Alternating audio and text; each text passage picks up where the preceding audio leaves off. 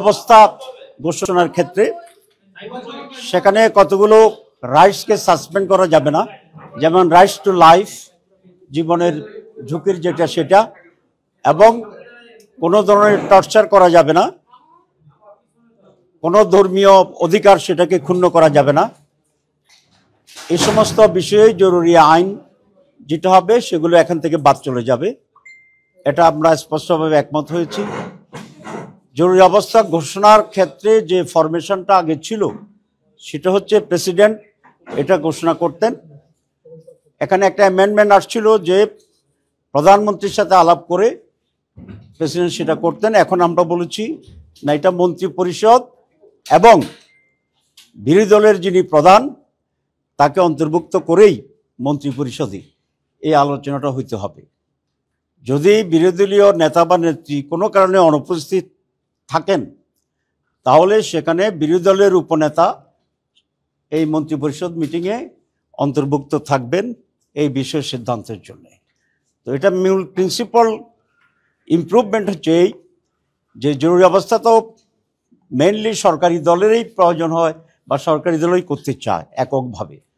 আমরা সেখানে বিরোধী দলের কনসেন্টটাকেও ইনক্লুড করার ব্যাপারে আমরা প্রস্তাব করেছিলাম এবং আজকের হাউস সর্বসম্মতিক্রমেই এটাকে অ্যাকসেপ্ট করেছে। সুতরাং জরুরি অবস্থা ঘোষণার ফাইনাল যে ফরমেশনটা সেটা হচ্ছে প্রেসিডেন্ট, মন্ত্রী পরিষদ এবং বিরোধী দলীয় যিনি প্রধান থাকবেন তিনি, তার কোনো কারণে অনুপস্থিত থাকলে তাহলে deputy leader of the opposition সেই বৈঠকে অন্তর্ভুক্ত হবে এবং সম্মিলিত আলোচনায় জরুরি অবস্থা ঘোষণা করা হবে। এটি হচ্ছে আজকের মেজর ইস্যু। বিরোধী দলের নেতার অনুপস্থিতিতে deputy leader of the opposition তাকে যাতে একটা, প্রথমে শুধু বিরোধী দলীয় নেতার কথা বলা হয়েছিল, পরে আমরা এটা অ্যামেন্ড করেছি প্রস্তাবে যে যদি কোনো কারণে উনি না থাকে তাহলে তো অ্যাবসেন্ট হয়ে গেল। সুতরাং আরেকটা প্রভিশন সেটা ডেপুটি লিডার। কারণ হচ্ছে মন্ত্রী পরিষদের বৈঠকে মন্ত্রী পরিষদের স্ট্যাটাসের নিচে কেউ থাকাটা এটা সমীচীন নয়। বিরোধী দলীয় নেতা বা নেত্রী আপনারা জানেন যে পূর্ণমন্ত্রীর মর্যাদা, আর deputy leader of the opposition প্রতিমন্ত্রীর মর্যাদা। সুতরাং সেদিক থেকে এখানে একটা ব্যালেন্স আছে।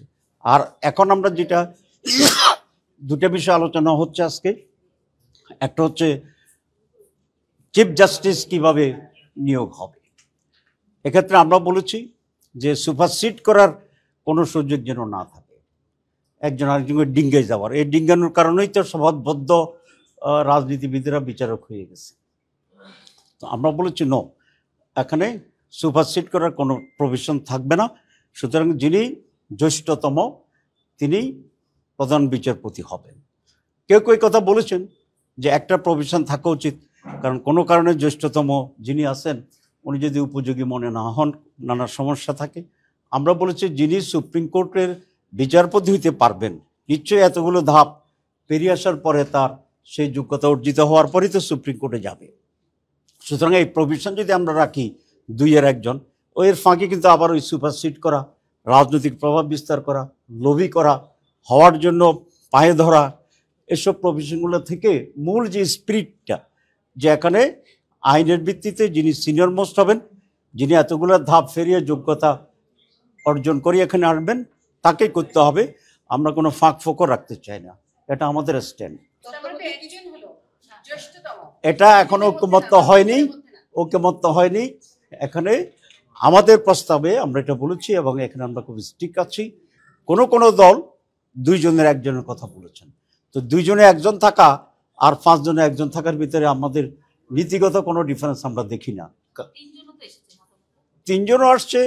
আমরা বলেছি যে 3 জন আর 5 জনের কোনো পার্থক্য নেই, 1 জন 2 জন আর 3 জনের কোনো পার্থক্য নেই। কারণ আপনি সুযোগটা রাখবেন কিনা, গর্তটা রাখবেন কিনা। এখন বলেছে চিকন সার ঢুকবে না দোড়ার সার ঢুকবে, সেটা একটা ভিন্ন আলোচনা। সাপ ঢুকার ব্যবস্থা থাকবে কিনা আমরা চিহ্ন, এটা একটা আলোচনা যেটা আগে বলেছি প্রধান বিচারপতি। আর ওটা হচ্ছে তত্ত্বাবধায়ক সরকারের ব্যাপারে তো আমরা একমত হয়েছি যে তত্ত্বাবধায়ক হইতে হবে।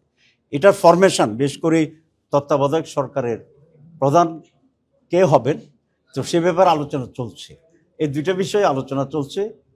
আমাদের স্ট্যান্ড ছিল যেটাকে একটা প্রাতিষ্ঠানিক রূপ দেওয়া, যাতে কেউ আসে কেউ করে যায় না, এবং সেই প্রাতিষ্ঠানিক রূপটা প্রথমে কমিশনেরও প্রস্তাব ছিল যে রিটার্নিং জ্যেষ্ঠতম, তারপরে না হলে তারপরে, এরকম 5টা অল্টারনেটিভ বিচারপতিদের কাছে আমরা দিয়েছি। কারণ আমাদের অভিজ্ঞতা হচ্ছে সচিবেরা যখন প্রধান হয় তাহলে এটা 14 থেকে 24-এ নির্বাচন হয়ে যায়।